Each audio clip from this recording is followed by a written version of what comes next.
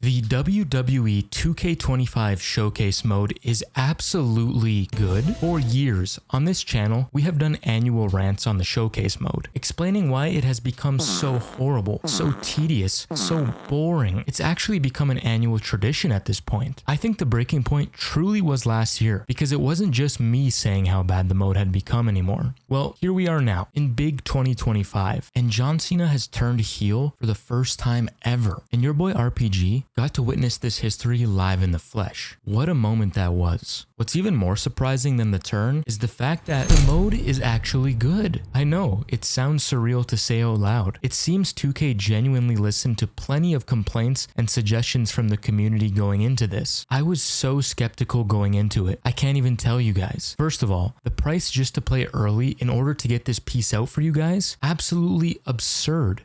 So I knew if it was more of the same garbage from the last couple of years, it was going to be the most rage-inducing rant on the mode to date. But to my surprise, to my pleasant surprise, I actually enjoyed it this year. First things first, they finally got rid of slingshot tech. No more waiting around for 5+ minutes, watching the most boring footage of Hulk Hogan do a rest hold, with half the screen blurred out and god-awful stock music playing in the background. Speaking of which, they actually got rid of the stock music. I can finally be happy in this life. They actually listened to the criticisms. I don't know if someone at 2K watched my video from last year, or if it was just because of the overwhelming support of the idea to axe the generic music playing through matches, but it feels so good to finally have actual match noise, including commentary. Speaking of which, they brought back commentary. This change alone makes the mode 10 times more enjoyable for me. As much as I love listening to the Jim Cornette podcast, I can finally just get immersed into the actual match, listening to some unique commentary lines, instead of thinking of every way possible to make it more bearable and just finish the match as quickly as possible. Sorry, Jim, not this year. I tell you what, motherfucker, you're gonna care in about a year and a half when you're back running a fucking video store because you put this whole place out of business. I do think that 2K15/16 did the commentary better. They'd always throw in some extra lore and story for the player to give them that heads up on what's going on in the current feud, but nonetheless, in this version, it isn't horrible. It's a welcome re-edition, 100%. Not only did they bring back commentary, but they actually brought back entrances too. They are time period accurate to the actual matches in terms of gear, and include somewhat unique commentary lines exclusive to the mode that try to somewhat match what was said during the entrances of the actual matches during that time. This is such a welcome re-edition. In fact, all of these changes are. The intro of the showcase is absolutely amazing. Right off the bat, when you see the approach they took for the intro, you know right away they actually put effort into this mode this year. The first person camera moments were a great touch. Not gonna lie, there were moments when I was playing this, and I got a slight smell of the golden ages of the showcase mode. I was impressed. This mode is set up in a way where it's almost like a documentary you'd see WWE produce themselves. They kind of pull the curtain back, even going as far as to call certain wrestlers by their real names. They don't do that thing that they've been doing in recent showcase modes where they try and stay in character and keep kayfabe. I think the way they did it here is a lot more intriguing. Not only do they have background documentary style footage and insight, but they even get some top level wrestlers to give their 2 cents on certain things. He made it like his own flavor, right? You know, he had the blonde hair, still carried the aggressiveness, but I think he just wanted to add like a little flavor to it. But it became even more popular to our culture. After the documentary style information, they then transition into a brief explanation of what the rivalry of the upcoming match is all about. I think it's a great way for people unaware of certain wrestlers, especially the really old ones, to get some context. It makes you look forward to the match now that you somewhat know the rivalry and what led up to it. There's even some really cool arenas you play in, like WrestleMania 9 and an old school Raw arena that you get to play in. And I'm telling you guys, the in-game cutscenes add such a deeper level of immersion, at least for me. You are never taken out of the game action, and seeing iconic moments being replicated in the game engine is always really cool. There are even some unique cutscenes recreating real-life moments after the match, like when Nia Jax won Queen of the Ring and Triple H came out to crown her. I thought that was a really cool touch. Chief Content Officer of WWE. It was actually pretty neat learning about some of the Bloodline members I hadn't previously known about. I didn't even know who the 3-minute warning was. The fact that Rosie is Roman Reigns' brother is an interesting fact. R.I.P. Rosie. Even though the 3-minute warning match is one of the poorer matches of the showcase, my intrigue in the characters alone was enough to keep me engaged throughout. One of the best parts of the showcase mode is that they finally made the matches shorter and more concise. Each match has about 5 to 10 objectives at most, which is a huge improvement over last year. I mean that too. I went back to check. I randomly checked Undertaker vs. Shawn Michaels WrestleMania 25 and 2K24. 20 objectives. Finally, we no longer have to send our opponents into the southeast corner of the ring and deliver 47 light strikes and then send them northwest, east, south. Roman Reigns versus Seth Rollins from Royal Rumble 2022. That was straight up cinema. First of all, Paul Heyman cuts a crazy promo describing the rivalry between the two. Actually, come to think of it, they had Paul Heyman working overtime here. He was cutting promos like nobody's business for every match, but this one in particular, this one was special. It really makes me miss the days of when showcase modes would focus on specific rivalries. A Roman versus Seth rivalry showcase in a similar fashion to 2K15 would be simply incredible. Maybe a couple years down the line, because I have a feeling that rivalry is far from being over. Also, the fact that Dean Ambrose is gone might make it difficult for certain crucial moments to be shown off. Because the next time Roman Reigns steps into the ring with Seth Rollins will be the last time Seth Rollins steps into a ring.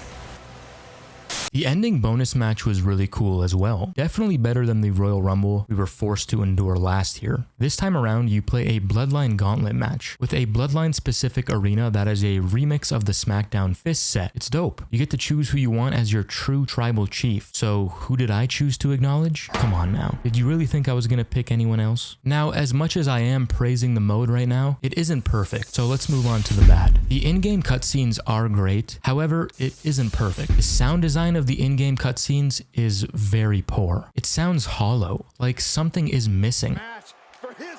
Punches don't really make a noise, slams to the mat are barely picked up, and the crowd noise gets lowered significantly. It becomes ever more prevalent when you do a direct comparison to an in-game cutscene from 2K25. Series last year, been dying to get his hands on Rikishi.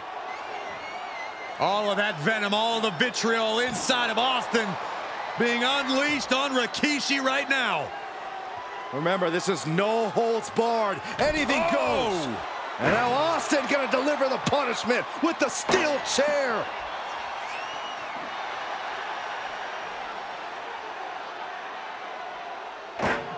And then 2K15. Michael dropped to that steel. Oh, the game was not gonna stand for that. Look out now. Oh! Oh my God! Shawn Michaels sent right into the pod. Nice reversal by Charlotte Flair. Charlotte driving Tamina and both tumble to the floor. Oh, and a GTS! It's Cena knocked completely out of the ring, King. Oh, he went outside of the ring. That's not going to help Punk. Hogan's starting to hulk up here. How many times have we seen this over the years?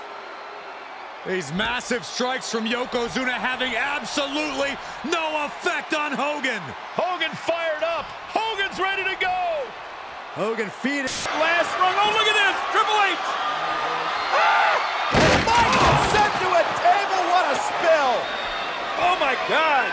There is so much more intensity and realism in the 2K15 showcase cutscenes. It really feels like you're watching a legit WWE program. Timed objectives are genuinely such a terrible addition to the game. If you fail to complete just one timed objective, you will not unlock any of the rewards. Will you fail these timed objectives? Well, yes, of course you will, when your opponent is reversing you like crazy. I had to go back and play the entire match of several fights because of this new feature. I don't know who thought it was a good idea. It adds nothing of note and just causes frustration at the end of the day. And some of the match choices are interesting, to say the least. I mean, Nia Jax versus Lyra Valkyria wasn't exactly a barn burner, but I get it. There weren't a lot of women matches to choose from in terms of relating it to the Bloodline dynasty. I still think it would have been better to include different matches other than the few mid ones though. And like Tamina Snuka? Come on now. I know you guys probably think I'm just hating on women's wrestling, but that's not the case. I'm just being real. Tamina Snuka was never exactly a needle mover. Be honest with me. Can you name 3 Tamina matches? Okay, rant over. Sorry to any Tamina diehard fans out there. Some of the arenas you play in feel really random. Like the 3 times you play at the Day 1 arena. I feel like these 3 matches could have been a good opportunity to introduce 3 arenas that have never been featured in a WWE game, or at least haven't been included in a while. And although it is good that we have the return of entrances, this is still another aspect that 2K15 and 2K16 did better, because they had one-to-one recreations of the actual entrances that took place in real life. It's a unique animation for some of them that can only be seen in showcase mode. In 2K25, they just play the standard superstar entrances. But other than that, that's about it on the bad. Surprisingly, that's it. I think if they implement these 3 tweaks, we can finally restore the former glory of this once beloved mode. Number 1, fix the sound design for the in-game cutscenes. Add more thuds to the hits, more crowd noise for moves, and also some more passion from the commentators would make a huge difference. It low-key sounded like all 3 commentators were just phoning it in here. I hate to always bring it up, but just listen to how passionate Cole and King sound in 2K15.